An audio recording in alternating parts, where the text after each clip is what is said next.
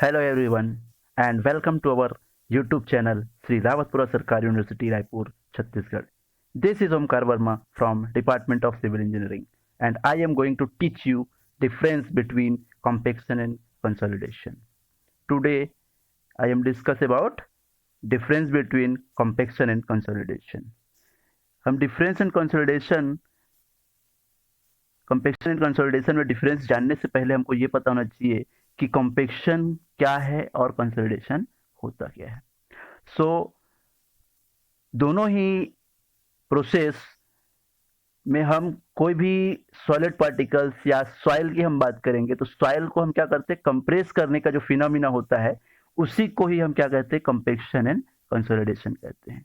दोनों ही फिनोमिना में हम परमिबिलिटी की बात करेंगे तो परमिबिलिटी कंसोलिडेशन के केस में बहुत कम होता है और परमेबिलिटी कॉम्पेक्शन के केस में बहुत ही हाई होता है। ऐसा क्यों होता है? ऐसा इसलिए होता है कि कॉम्पेक्शन के केस में हमारे पास 3 फेज सिस्टम होते हैं, 3 फेज सिस्टम,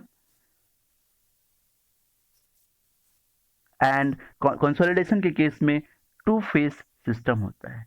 तो इसमें क्या है कि 2 फेज सिस्टम है, इसमें एयर का जो क्वांटिटी बिल्कुल जीरो होती है क्योंकि ये फुल्ली सेचुरेटेड कंडीशन में होता है, इसलिए कंसोलिडेशन में परमिबिलिटी बहुत कम होती है इन केस ऑफ कॉम्पेक्शन।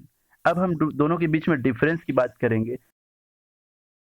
सबसे फर्स्ट मेथड के थ्रू हम क्या है, कॉम्पेक्शन में मैकेनिकल प्रोसेस यूज करते हैं और कंसोलिडेशन के केस में हम नेचुरल प्रोसेस का यूज करते हैं। तो मैंने इसमें लिख रखा है कि मैं कॉम्पेक्शन के लिए कि mechanical process by which unit weight of soil increase a particular water content. तो इसमें क्या है कि हम कोई भी सॉइल का सैंपल लेते हैं जिसमें कि पर्टिकुलर वाटर कंटेंट होगी, हम ऑप्टिमम वाटर कंटेंट का यूज करें इनकेस हम फील्ड की बजाय हम उसको लेबोरेटरी में ले जा करके सॉइल को हम वाटर की क्वांटिटी हमको पहले से पता रहेगा और उसमें ऑप्टिमम वाटर कंटेंट उसमें मर्ज है। इनकेस इसमें ऑप्टिमम वाटर कंटेंट है तो क्या होगा कि इसमें कंप्रेसिबिलिटी हम इसमें प्रोवाइड करेंगे, हम इसको कंप्रेस करते हैं, लोड अप्लाइड करते हैं, तो क्या होता है कि वाटर कंटेंट हमारा एक्चुअल फॉर्म में होगा तो कॉम्पेक्शन हमारा बहुत अच्छे से होगा, हमारा कॉम्पेक्शन बहुत ही हाई होगा। इसीलिए हम बोल सकते हैं कि हम यूनिट वेट ऑफ सॉइल को हम इंक्रीज करते हैं। तो सॉइल का यूनिट वेट यदि इंक्रीज हो जाता है, इससे क्या होता है कि शियर स्ट्रेंथ इंक्रीज हो जाती है, शियर स्ट्रेंथ इंक्रीज हो जाती है। इसी तरीके से स्टेबिलिटी भी बढ़ जाती है, इसकी बियरिंग कैपेसिटी भी बढ़ जाती है, बियरिंग कैपेसिटी भी क्या हो जाती है, बढ़ जाती है।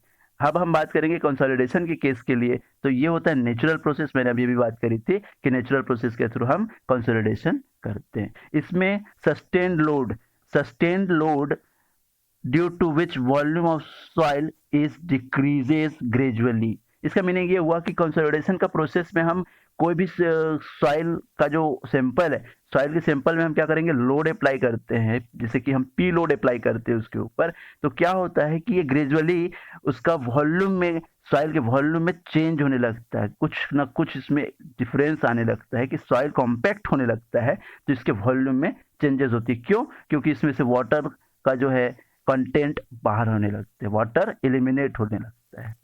तो इस तरीके से कंसोलिडेशन का प्रोसेस में हम सस्टेन लोड के थ्रू हम उसमें कंसोलिडेट करते हैं। तो सस्टेन लोड होता क्या है? सस्टेन लोड मीन्स कि कोई भी हम स्ट्रक्चर बना के रखे हैं, जैसे कि हम ब्रिज बना के रखे हैं या बहुत बड़ा बिल्डिंग बना के रखे हैं जो 25 माले की बिल्डिंग होगी, तो 25 माले की बिल्डिंग के लिए क्या है कि हमारे पास पहले से बनी बनाई बिल्डिंग है। अब बनी बनाई बिल्डिंग है तो उसके नीचे में जो सॉइल की प्रॉपर्टी है, सॉइल की प्रॉपर्टी में हमारे पास इस बिल्डिंग का जो लोड अप्लाइड होगा, सस्टेन्ड लोड, यही है हमारा बिल्डिंग का जो लोड है वो सस्टेन्ड है, क्योंकि ये वेरिएबल नहीं है कि कुछ कांस्टेंट वैल्यू है, इसका लोड अप्लाई कर रहे हैं तो कांस्टेंट हो गई। तो हमारे पास जहां पर जो सॉइल आएगी तो सॉइल में ईयर बाय ईयर क्या होते रहता है, कंपेक्शन आते रहती है। तो इस तरीके से ये इसके सॉइल में वॉल्यूम में चेंजेस होते जाती है। तो ये होता है हमारा फर्स्ट नेचुरल प्रोसेस के थ्रू कंसोलिडेशन और ये मैकेनिकल प्रोसेस के through compaction. Clear? I hope आप लोग को समझ में आ रहा होगा। Next, expulsion of pore air.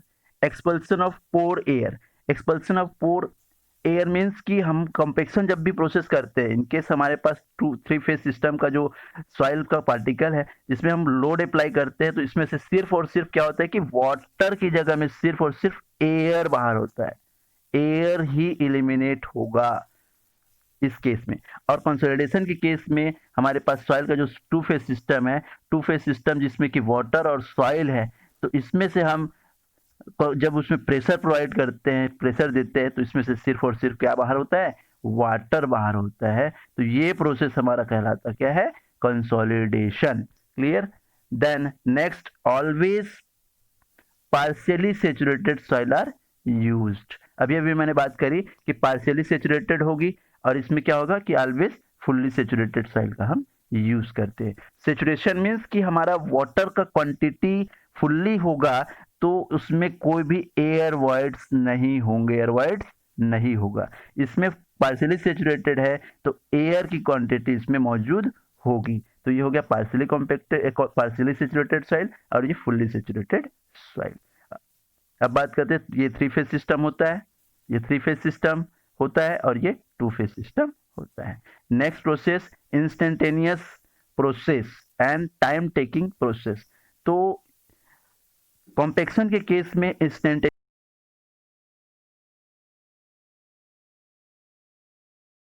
Soil है वो क्या होगा,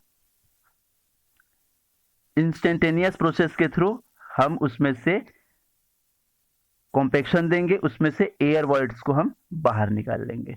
और टाइम टेकिंग प्रोसेस, इसमें बहुत टाइम लगता है, 1-2 दिन में हम वर्क नहीं कर पाते हैं, कॉम्पेक्शन नहीं कर पाते हैं, इसलिए बहुत ज़्यादा टाइम टेकिंग प्रोसेस होता है। ईयर बाय ईयर इसमें कंसोलिडेशन का प्रोसेस चलते रहता है। जब तक हमारे पास स्ट्रक्चर खड़ी रहेगी तब तक वो सॉइल क्या होते रहेगा, हमारा कॉम्पैक्ट होते रहेगा। इसलिए ये प्रोसेस हमारा टाइम टेकिंग प्रोसेस कहलाता है। और ये इंस्टेंटेनियस प्रोसेस कहलाता है जिसमें कि हमको 1 घंटे 2 घंटे, या बिल्डिंग बनी है या कोई भी स्ट्रक्चर बनी, ब्रिज बना रहे हैं या कोई भी डैम बना रहे हैं, तो उसमें क्या है कि इंस्टेंटेनियसली हम 2 दिन 3 दिन में भी इसको हम अच्छे से कॉम्पैक्ट कर सकते हैं। Clear? Next, mechanical equipments are use just like rammer and roller for compaction. और कंसोलिडेशन के केस में natural process that occur over long period of time. मैंने अभी अभी बात करी कि हम फटाफट 2 ही 3 दिन में हम क्या कर सकते हैं, सॉइल का जो प्रॉपर्टी है उसकी प्रॉपर्टी में हम क्या कर सकते हैं, कॉम्पेक्शन प्रोवाइड करके उसका shear strength, bearing capacity, stability को हम क्या कर सकते हैं, इंक्रीज कर सकते हैं। बट ये नेचुरल प्रोसेस के थ्रू हम लॉन्ग टाइम में जब वर्क करते हैं तो ये हमारे लिए बहुत ही time duration, time taking work होता है। क्लियर? नेक्स्ट, कॉम्पेक्शन के लिए ऑलवेज सैंडी सॉइल यूज करेंगे और कंसोलिडेशन के लिए क्लियर सॉइल यूज करते हैं। जनरली कोई भी जगह में हम कॉम्पेक्शन करने जाएंगे तो पर सैंडी सॉइल होगी तो बहुत अच्छे से वो कॉम्पैक्ट हो जाएगी। और जहां पर हम कंसोलिडेशन की बात करेंगे तो उसके लिए क्या है, क्लियर सॉइल होगी तो उसका कॉम्पेक्शन बहुत अच्छे से होगा, बहुत अच्छे से कंसोलिडेट होगा, उसमें से वाटर का जो पार्टिकल्स है वो आसानी से इलिमिनेट हो जाएंगे। क्लियर? लास्ट की बात करते हैं, लीड टू इंक्रीज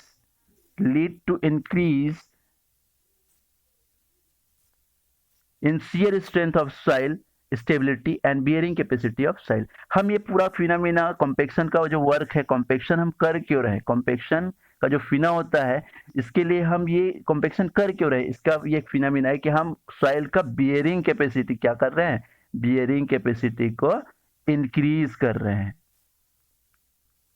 कैपेसिटी को इंक्रीज करें। बियरिंग कैपेसिटी को हम इंक्रीज कर दिए तो हमारा जो फुटिंग होगा, जो फाउंडेशन होगा सॉइल में, वो उसके लिए बहुत बड़ी ट्रेंच बनाने की जरूरत नहीं पड़ेगी, बहुत छोटी ट्रेंच में ही हमारा जो फुटिंग है वो हो जाएगा। इसलिए क्या करते हैं, हम उसमें कॉम्पेक्शन करते हैं। और इसके लिए नेक्स्ट के लिए नो सच बेनिफिट्स मीन्स कि हम जब भी स्ट्रक्चर बना लेते हैं उसके बाद ही कंसोलिडेशन का प्रोसेस होता है, इसलिए इसमें कोई भी ज़्यादा बेनिफिट हमको नहीं मिलती है। मैं इसके लिए बात करूंगा increase in shear of soil, shear strength of soil. तो इसके लिए क्या है कि हमारे पास मेरे को एक फॉर्मूला याद आ रहा है, वो फॉर्मूला कुछ इस तरीके से है कि gamma D is equal to G gamma W upon 1 + E। अब देखिए पूरा फिनोमिना में हमने कंसोलिडेशन के केस में भी बात करेंगे या कंपैक्शन के केस में बात करते हैं, तो हम दोनों के केस में क्या कर रहे हैं कि हम उसके वॉइड्स को, जो ई है, ई हमारा क्या है, वॉइड्स है, वॉइड्स रेशियो बोलते हैं इसको, वॉइड रेशियो को हम क्या कर रहे हैं, डिक्रीज कर रहे हैं। हम इन केस हम वॉइड रेशियो को डिक्रीज करते हैं तो हमारा गामा डी क्या होता हो जाता है, बढ़ जाता है। गामा डी क्या है यहाँ पर, कि यहाँ पर हमारा ड्राई यूनिट वेट हमारा इंक्रीज हो जाता है। अब इन केस हम वाइड रेशियो को डिक्रीज करते हैं तो हमारा गामा डी क्या हो रहा है, इंक्रीज हो रहा है। गामा डी इंक्रीज हो रहा है, और गामा डी इंक्रीज हो जाता है तो इसका इफेक्टिव स्ट्रेस सिग्मा बार क्या हो जाता है, ये भी इंक्रीज हो जाता है। जब सिग्मा बार इंक्रीज होता आता है तो टाउ एफ की वैल्यू भी हमारी क्या हो जाती है, इंक्रीज हो जाती है। और टाउ एफ इंक्रीज हो जाता है तो हम बोल सकते हैं कि हमारा बियरिंग कैपेसिटी ऑफ सॉइल बहुत ज्यादा बढ़ गया है। और हमें यही चीज चाहिए कि हमारा बियरिंग कैपेसिटी ऑफ सॉइल बहुत ज्यादा हो। तो हम सॉइल की बियरिंग कैपेसिटी बढ़ाएंगे। क्यों बढ़ा रहे हैं हम, क्योंकि हमको बहुत ज्यादा वर्क करने की जरूरत न पड़े। हम जब भी फुटिंग या फाउंडेशन देते हैं तो हमारे सॉइल की बियरिंग कैपेसिटी बहुत ज्यादा होगी, हायर होगी।